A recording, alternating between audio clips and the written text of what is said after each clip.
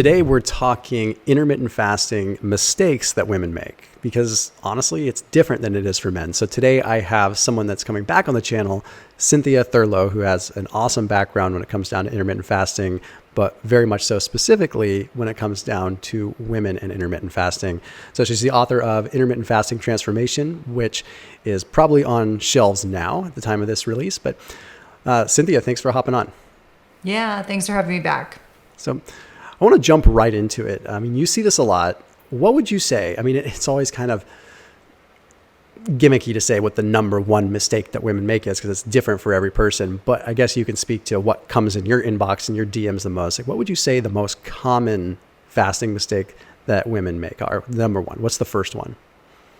I talk about how sleep is foundational to fasting success, weight loss success. And I would say the most common mistake is women who aren't sleeping through the night, but want to force the fasting. They're so desperate to change body composition. They're so committed to weight loss, and they don't realize that getting 4 or 5 hours a night of sleep is compromising not only their blood sugar control, their insulin sensitivity, their leptin and ghrelin. All of a sudden, they're realizing they can't get what they want, so they just want to fast harder, longer, pushing the envelope and not realizing how critically important sleep is. So I would say that's the number one most common reason people, or women in particular, are not getting the results they're looking for. That is a really good one, because it's a vicious circle too, isn't it? I mean, as you getting yourself into more of a stress response with fasting, a common, I don't want to call it a side effect, but I guess it is, a common effect of fasting can be changes in your sleep patterns. So it's almost like you put yourself into this perpetual cycle of adrenaline, epinephrine just piling on and piling on and piling on. Yeah. And then I think the other caveat to that is, and it's not necessarily just a problem for middle-aged women, it can happen to younger women, but all the hormonal changes that are already happening can make women more prone to sleep problems. And so I always say you have to start with the sleep piece first in order to have fasting success. So it really is that important, but this is probably the most common mistake I see women. I always say, if you can't sleep through the night, I can't get you to lose weight. So that kind of bleeds into the fasting piece. Like, you're not going to get the fasting results you want if I can't get you to sleep through the night. So I usually say, let's work on that first, and then we can work backwards. Yeah, and especially moms. I mean, I used to, before I had kids, I say, I'd hear moms say that, there's sleep. Like, you really have just a knack for toughing it out, like, honestly. And I'm such a baby when it comes to my sleep. I don't sleep tremendously well just because I'm like a wired guy anyway. Ever since having my kids, my sleep patterns kind of got disrupted. But I mean, I'm just impressed with, like, my wife just has the ability to she'll just, whatever. She gets up, deals with the kids, doesn't ever complain about it, doesn't moan about it. She just gets on with her life. And so I can see how that becomes even a larger issue for women, because it's easy to just put it in the back seat and just say, yeah, I didn't sleep good, big deal, whatever. Whereas men, we're kind of big babies with it. Oh, I'm tired. That's why I'm being it sounds funny, but it very much so is true. It's like women get acclimated, especially as mothers, to be okay with less sleep. And I think outside of fasting, I think that's such a great tip. It's like, get your sleep on straight a little bit. But I guess that brings up a good question that I didn't necessarily intend. Like, okay, you've got a mom that's got young kids and she's just naturally not sleeping a lot because she's getting up in the middle of the night with kids. Should they abstain from fasting during that time, or maybe just cut it down a little bit? Or what would you say there? I would probably start with cutting it down, because this might be someone who's really trying to make a big effort to improve her biophysical markers, maybe change body composition. And I usually say, don't overdo it. It's this, recognition that these hormetic stressors, these beneficial stressors, it has to be in the right amount. So it may be that 12 hours of digestive rest, maybe she eats with her kids at 6 and then she eats breakfast at 7. And that's really already 13 hours, and you're gaining benefits. Here's the one thing that I feel like we really do ourselves a disservice. People are like, well, how long do I need to fast to really get into autophagy? It's almost as if they're saying, I get no benefits whatsoever unless I fast for 16 hours. And I tell people all the time, if 99.9% of our population would just not eat for 12 hours a day, we would not have the metabolic disease and issues that we have here. So there are always benefits. It may not be as magnified as you get with an 18-hour fast, but certainly for someone who has young children at home, who has inconsistent sleeping patterns, I think you really have to lean into like where are you in your cycle? First 2 weeks out of your menstrual cycle, you should have a bit more flexibility. And then after ovulation, you may have to kind of back off a little bit more. And that's still okay. I remind people that slow and steady wins, and this kind of reductionist methodology or philosophy that a lot of people embrace, especially on social media, it really does women a huge disservice. That it's almost like you get a medal because you fasted super long. Like you did a 20-hour fast, so you deserve a medal and no one else does. And I always say, listen, we're all doing the best we can. Certainly when my kids were younger, I mean, now I have teenagers, I remind people there is no way I would have been able to do the things I do now. And it's not because I was incapable. It's just situationally, it would not have been healthy for me to do that. So I think it's really in the context of recognizing that your kids are only little for a certain amount of time. You will eventually, I promise, you will eventually get to a point where you can sleep through the night. Usually when your kids are closer to 5, you'll get to that point and then you will have much more flexibility. So just acknowledge some of these things are temporary little, stops along the way, but it doesn't mean that you can't still get benefit from digestive rest. I think a big mistake that a lot of people make with intermittent fasting is not getting the diversity of food that they need. And that is so important because if you're decreasing the amount of food that you're eating, then you're typically not getting the wide plethora of foods that you need, which can affect your gut biome. Okay. So gut dysbiosis is a really important thing we need to be paying attention to. And the more diverse your food is, the more diverse your microbiome is. And the research really does point to that. It's really, really evident in the newer research that's coming out. One of the things that I recommend is a really good Synbiotic called Seed. It is a probiotic and a prebiotic in one. So for people that are intermittent fasting that might not be getting just the wide variety of food that they need, I do recommend it just because it helps out with that overall just effect of getting both those prebiotics and those probiotics that can make a dent in your gut biome. So they have a really cool technology with a capsule inside of a capsule, which means that you kind of have a multi-stage delivery in a way. So you have some of the component that's going to break down in your gut, and some that's going to break down in a different stage. Really cool technology. And that link down below will also save you 15% off your order with Seed. So definitely want to check them out. Again, I'm not someone that's just going to say, go take a probiotic just to take a probiotic. I think there's use cases for it. And with people that are fasting, personally, I feel like it makes a lot of sense. Even if you don't use it every day, just to help kind of support that microbiome the best that you can. So again, that link down below, because they are a sponsor on this channel, will save you 15% off. It's called Seed. So once again, link down below in the description, and a thank you to them. That's a very, very good point. And that's the case even with men to a certain degree too. It's just, you think about the foundation first. Think about like what the ultimate goal is. We talked about this in another video, but like what is the ultimate goal? What are you after? Is it to reach X number fasting, or is it to get the metabolic benefit that you're looking for?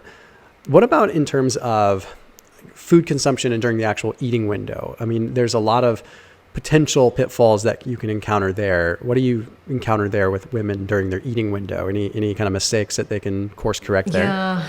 I mean, I think a common one is people, they fast too long and then they overeat, meaning like I'm going to do 20 hours today. And then they're so hungry by the time they sit down to break their fast, they eat everything and anything. And they eat the things that are quick and accessible, highly processed, hyper palatable. Before they know it, they've polished off a bag of chips. They've had some ice cream, or they have completely overeaten a meal, like an otherwise healthy meal, and then they just don't feel good. So oftentimes I recommend, if people are prone to overeating, that they break their fast with something small. Like maybe you have some bone broth, maybe you have some non-dairy yogurt with some berries and maybe some nuts in it. Maybe you have a protein shake. In fact, I was enjoying watching one of your videos and you were talking about the benefits of non-whey protein shakes. And I was like, yay, I'm so glad to see that because they're anti-inflammatory. Yep. But I think it's really being honest with yourself, because some people are so prone, even if you think about the physiology in the brain, if you're fasting too long and your amygdala overrides your prefrontal cortex and you lose all executive functioning, you're not going to be able to make good decisions when you break your fast. So if you're prone to overeating when you break your fast earlier. If you feel like you just eat too much food because your body's thinking you're just going to, you're just not going to, it's food scarcity mindset, break it with something small and then eat a meal 2 hours later. The other thing I sometimes see is women eating too many carbs. And so just think about physiologically what's happening. I always say protein with every meal.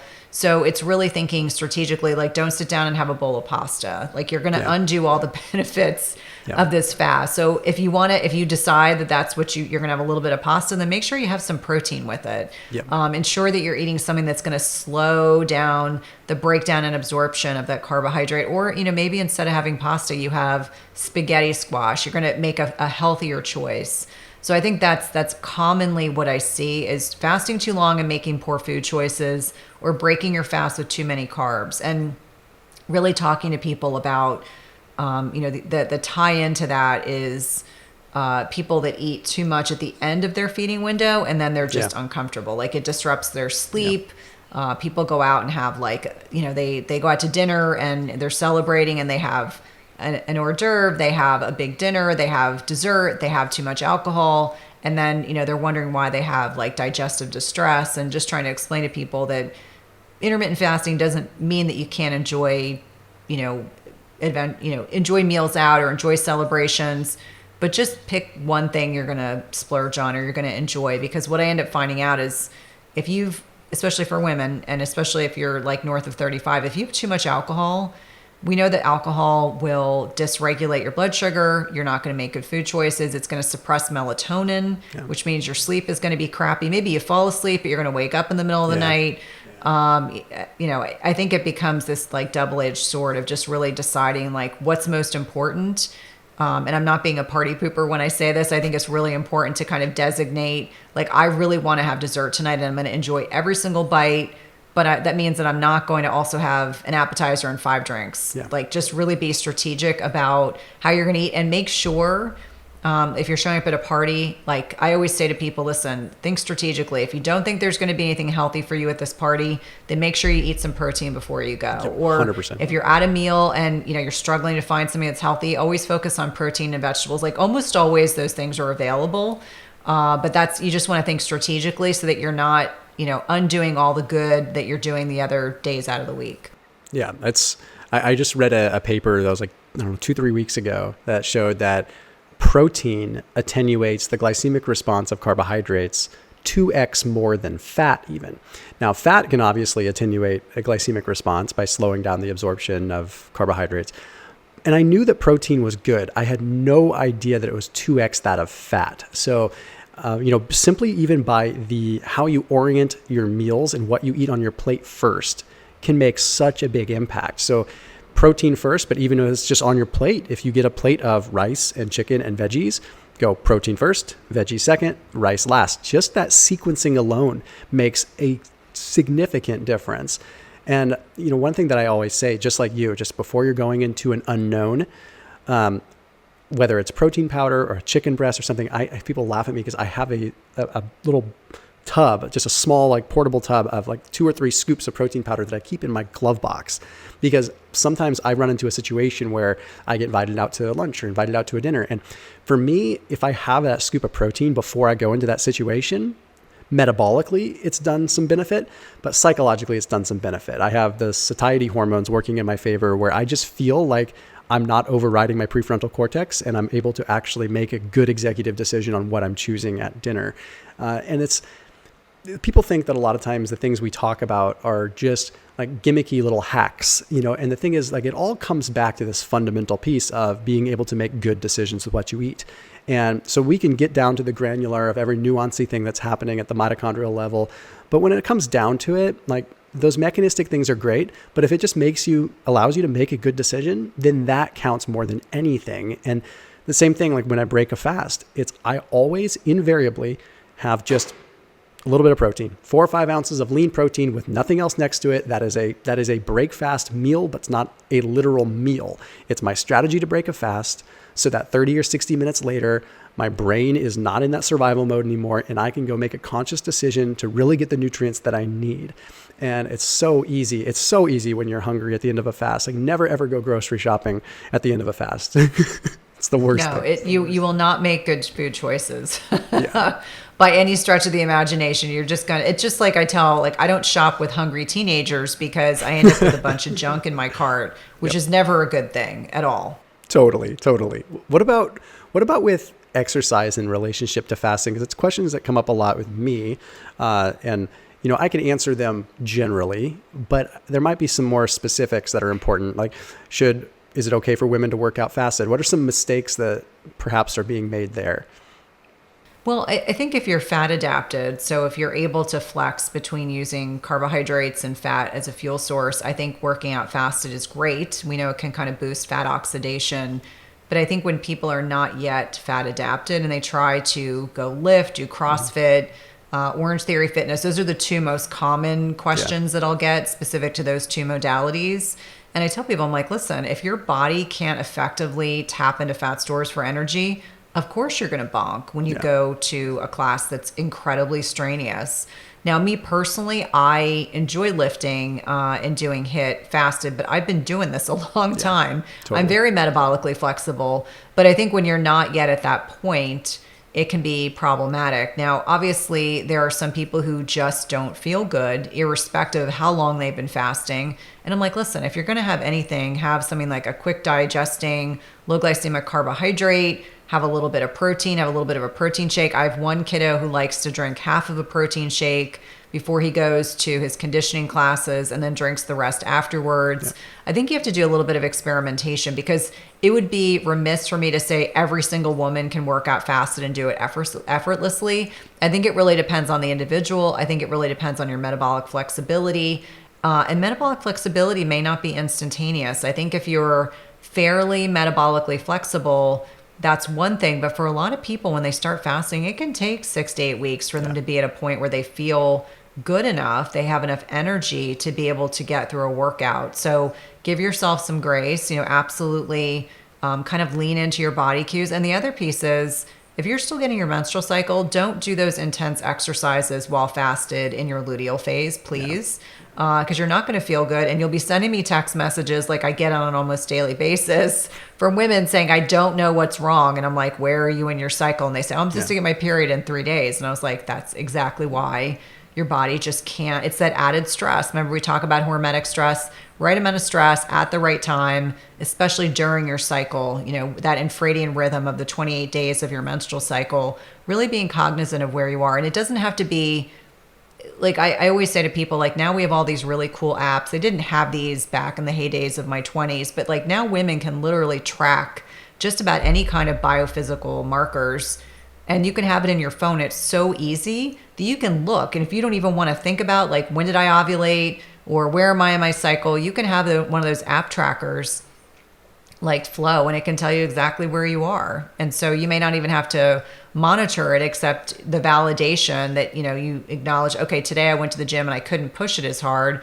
Okay, it's because I'm within 5 days of my menstrual cycle. So just really acknowledging that bioindividuality rules, N of 1 rules, your needs come before anything Thomas or I say. Yep. But I think after working with thousands of women, and Thomas as well, we just see some consistent themes that come up. And that's definitely one of them. Like, most people can work out fasted once they're fat adapted, but some people just don't feel good. And that is okay. Like, it's not somehow you're inferior or there's something wrong with you. That is what is unique about your physiology, and you need to lean into it. And just because it's not published in a peer-reviewed journal or in a meta-analysis doesn't mean that it doesn't apply to you, because everything that we're doing in the world of research is all to, in a way, retroactively sort of understand why we had an outcome with a particular thing. So everything started as not knowing why this is, and it takes decades for the research to reflect that.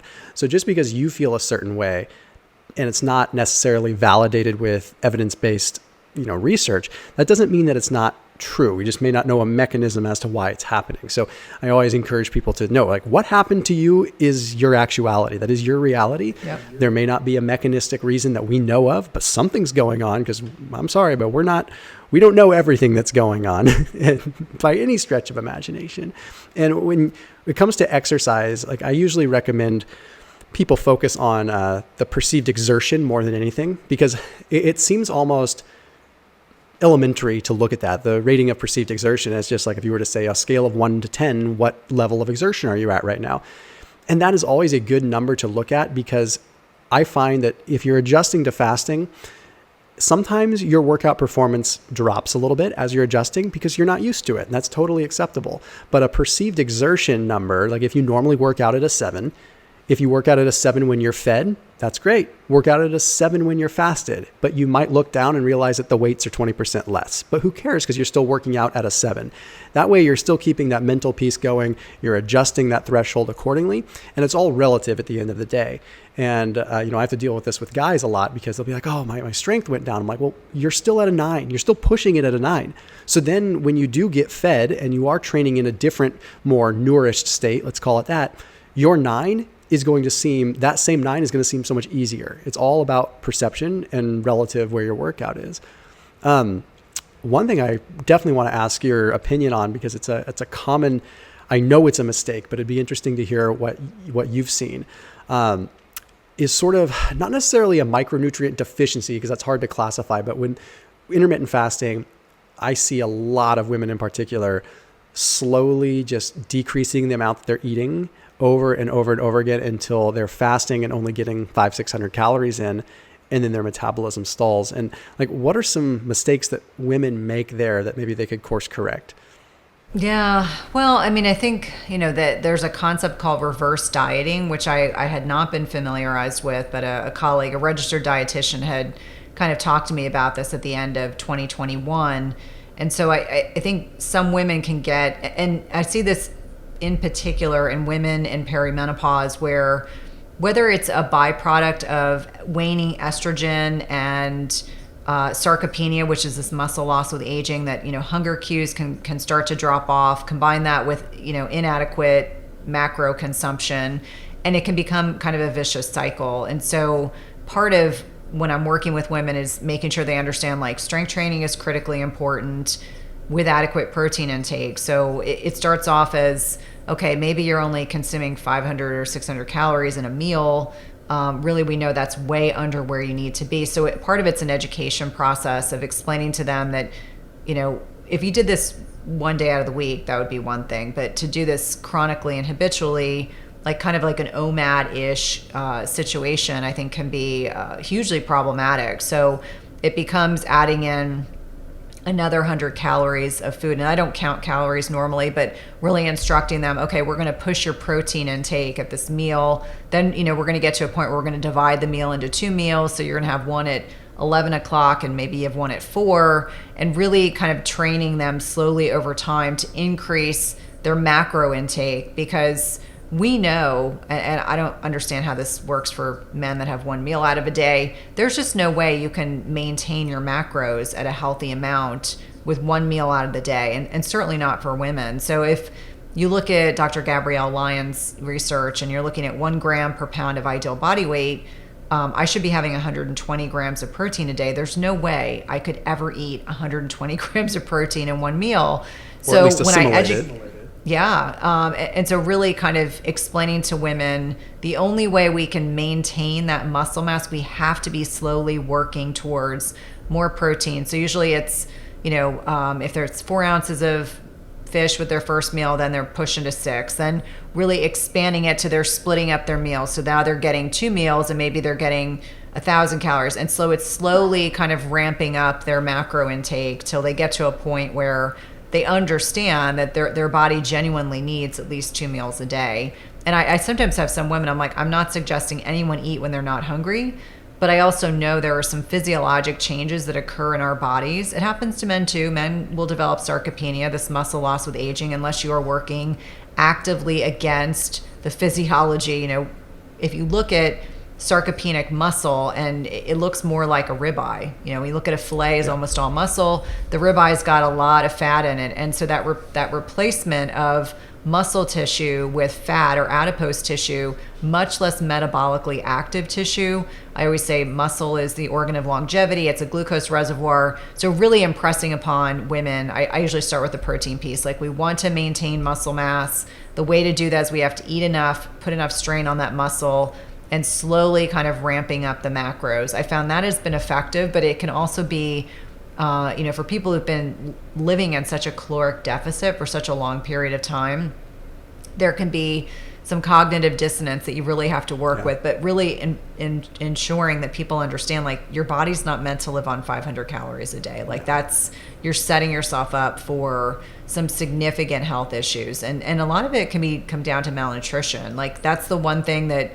I see women that are thinner, so a lot of women in their 40s and 50s, and they're just sarcopenic. They have a lot of muscle wasting. They don't necessarily look healthy. They oftentimes look very malnourished, and that look is not a healthy look. So trying to educate them and doing it in a loving way, because I always want to come from a point of education, and I don't want to come from a point of judgment, but just trying to explain to them, like, if you lose enough strength in your quadricep muscles, you're not going to be able to get on and off the toilet. Yeah. And so, I just think about the diseases of the disorders of chronic disease, and one of them can be this muscle loss, which then leads to a slew of other health issues.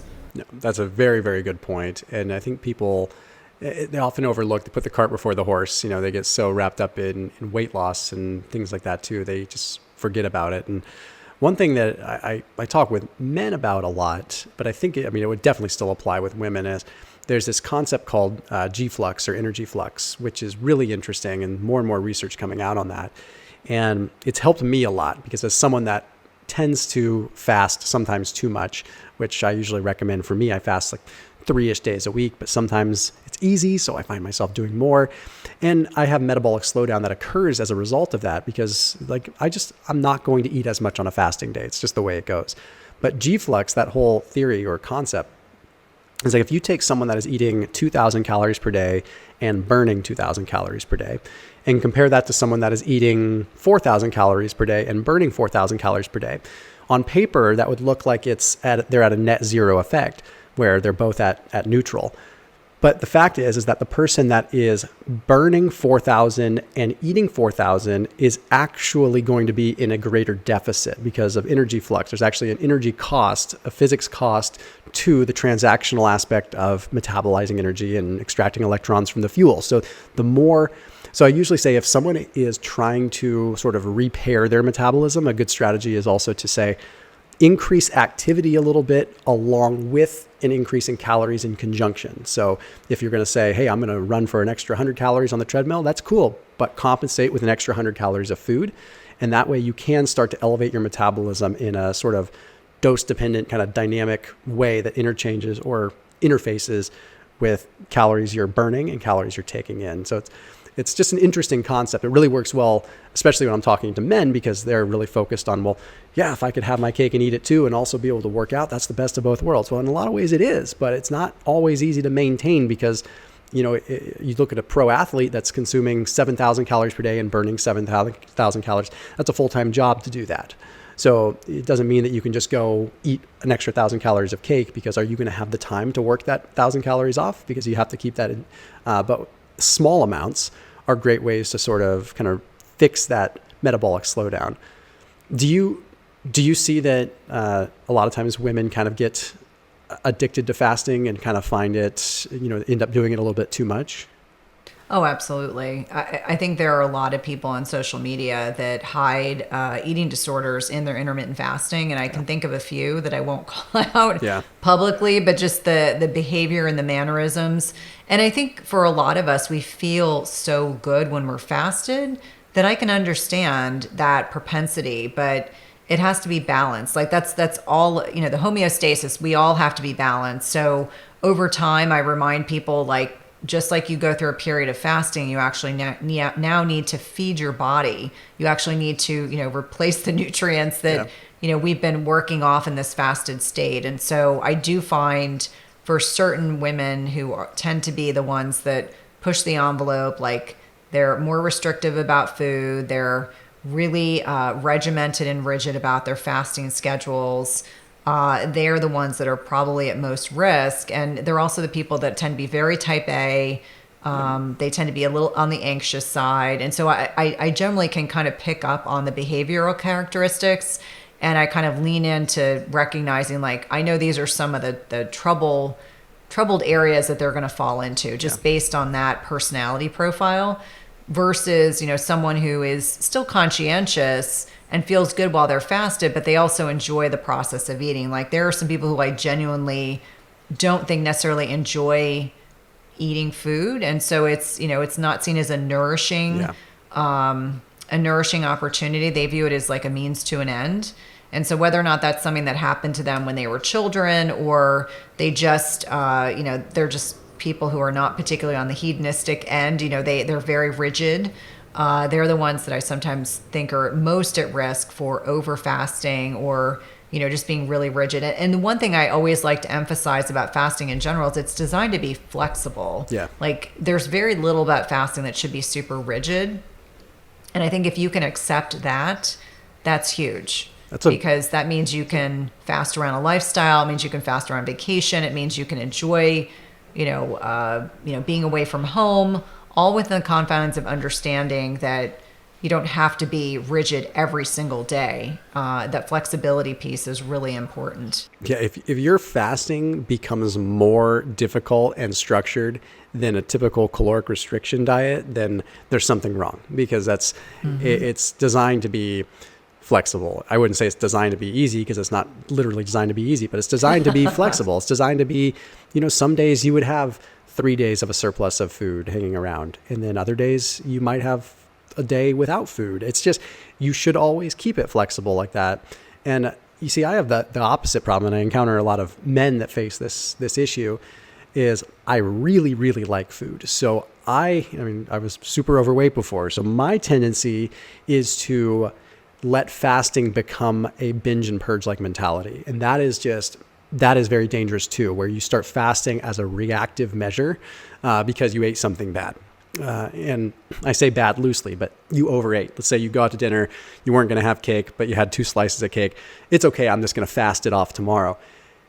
Metabolically, physiologically, that might work. It actually might help, but it's almost dangerous to assume that, because then you're registering that you have this reactionary response with fasting, and it should not be a tool like that. I always say proactively fast with working towards improving insulin sensitivity, and fast towards being able to work towards something that's going to benefit you. Don't fast as a punishment, because not only is that not good for your mind, but it's also putting fasting, you may not realize it, but subconsciously in this box where it's actually a punishment. And for sustainability, that doesn't work for men or women. And I definitely encounter that, because most men that I encounter love their food and they don't like the act of not eating. So fasting, and if they can exercise control and restraint in their eating window, then it really works tremendously well. And you touched on the OMAD thing for a second. Unfortunately, there are some men that can get 3,000 calories in their one meal. And that you're not going to assimilate that. That's going to be GI distress. That's going to be all kinds. So also, how are they going to get those calories? Because if you're going to get 3,000 calories of really good, solid nutrition, and you're also eating carbohydrates, if you're keto, it's possibly doable. But if you're eating carbohydrates, you're telling me that you're going to have 120 grams of carbohydrates of rice. You're going to have 120 grams of protein, and you're also going to take in 95 grams of fat. Okay, like good luck with that. Like that's you could probably do it, but it's not going to look pretty. And I think so it's funny, because I think this is a great video, because it's like highlighting how women have these issues and men face them in a different way, but at the same time, it's all the same sort of cerebral, response we're having with fasting. Yeah. Oh, absolutely. And that's why I sometimes am so humored when women will say, "Oh, I've been doing OMAD for 2 years." I'm like, "Well, how is that working for you?" And they're like, "Well, I've been plateaued, and my energy's terrible." And I just said, "Well, there's no type of fasting that you're supposed to do rigidly the same pattern every single day. Like, variety is critically important. Just like we don't eat the same foods every day. I always say monogamy is good. Food monogamy is not good. Yes. You don't want to eat the same exact combination of foods every single day. That's, you're kind of opening yourself up for developing lots of types of food sensitivities. And the same way with our fasting cycles, like whether you do 20 hours one day, 16 the next, a 24-hour fast, however it is, you need some variety. Yep. It's really important to keep your body guessing. I would imagine, Thomas, that you don't do the same exercise program every day. I certainly don't. And so it's really important to keep our bodies flexible.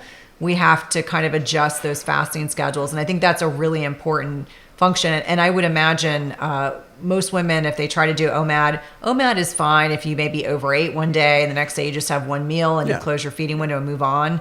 But the women that do sustained OMAD are generally the people that are in plateaus. They're completely under eating their macros. There's just no way they're getting in. I mean, I have a pretty healthy appetite, and there's no way I could sit down and have 120 grams of protein. There's just no way I could do it. Like, I'm lucky if I can get 50 or 60 grams in one meal. No, 100%. That's really pushing it. So I physiologically, I don't know how that's possible.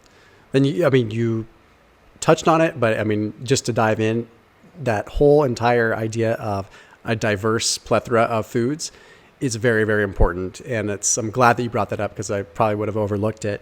Probably one of the most important things that I mentioned in terms of not only with fasting, but with keto too, is not getting a diversity of foods. And, as a result, having this gut dysbiosis that occurs, because it's so easy when you are in your eating period to just eat the same kind of thing over and over and not get the diversity of foods. And again, sometimes I butt heads with the keto community, the low carb community with this, because I'm a big fiber guy. I'm really big on that. Maybe I'm old school. I don't know. I try to take a balance of looking forward, but also looking at what's evidence-based and what is existing. And I'm going to go out on a limb and say that a vegetable is probably good for you. And I might get destroyed for saying that, but I think that it's perfectly fine to prioritize getting a wide diversity of foods for a multitude of reasons. Obviously, micronutrients, when you're looking at intermittent fasting and you have a shrunken eating window, that's less time for you to get micronutrients from different foods. So the more widespread you can get your foods, the better, and the more that you can support your microbiome. And I feel like that's where a lot of the research is starting to go. I mean, 10 years ago, microbiome was fringe. Now it's pretty core. So yeah. So I think that that's a very good point. And we're going to probably wrap it up here soon. But Cynthia, where can everyone find you? And I'll link to your book down below in the description for everybody. But where can they find you? Yeah, thank you. So www.cynthiathurlow.com. I'm active on Instagram, I'm on Facebook. I'm a little snarky on Twitter. You can catch my podcast, Everyday Wellness, and the book is Intermittent Fasting Transformation. Should be available at Amazon, Target, Barnes & Noble, or any of your local bookstores, or you can check it out off of my website as well, which I mentioned before, www.cynthiathurlow.com. Awesome. Well, thank you so much. And as always, keep it locked in, and I'll see you all tomorrow.